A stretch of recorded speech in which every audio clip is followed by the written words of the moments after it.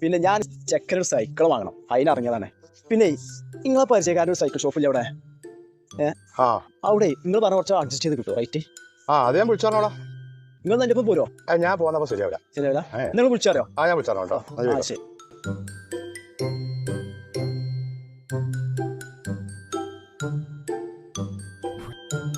പിന്നെ ഒരു സൈക്കിൾ വേണ്ടി കുട്ടികളാണ് നോക്കാം സൈക്കിളൊക്കെ. പിന്നെ രസകുട്ടികളെ വിളിച്ചിട്ട് ഞങ്ങളെ മൂപ്പരിപ്പം വിളിച്ചു. നിങ്ങളെ മൂപ്പര് പറഞ്ഞ വരി നോക്കാം. ഏത് സൈക്കിളാ വേണ്ടി നിങ്ങൾക്ക്?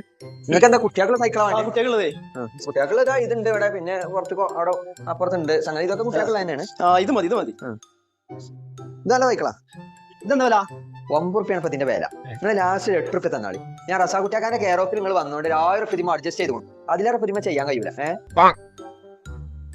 അല്ല മുതലാളിയാ, ഇതിന് 7 റുപ്യ വില, പിന്നെ നിങ്ങൾ 8 റുപ്യ പുറത്തുനിന്ന് പൊന്നാണ്ട് സെപ്പിക്കാം. ഞാൻ ഈ കച്ചവടം നടത്തി കൊടുത്ത് അപ്പുറത്ത് പോയിക്കാം. ഇത് കുഴപ്പമില്ല, എന്നാ തന്നെ ആയിക്കോട്ടെ. ഇന്ന് ഉറപ്പിച്ചു. എല്ലാം ഗൂഗിൾ പേ അല്ലേ? സ്കാനർ ഇന്ന് ശരി കേട്ടോ. ഓക്കെ ഓക്കെ സെപ്പിക്കാം. അതൊന്ന് വണ്ടി കയറ്റി കൊടുത്താ. എന്ത് പണികൾ കാട്ടിയത്? റസാകുട്ടിയാക്കാന്റെ കെയർ ഓഫിൽ വന്നിട്ട് 1000 റുപ്യ കുറച്ച് കൊടുക്കുന്നത് കൂട്ടി കൊടുത്തത് ഞങ്ങള്. അത് സെപ്പിക്കാൻ വേറെ ഒന്നല്ല, അയാൾ 5-6 മാസമായിട്ട് 1000 റുപ്യ വാങ്ങിക്കൊണ്ടായിരുന്നു. അത് ഇതുവരെ അയാൾ തന്നിട്ടില്ല.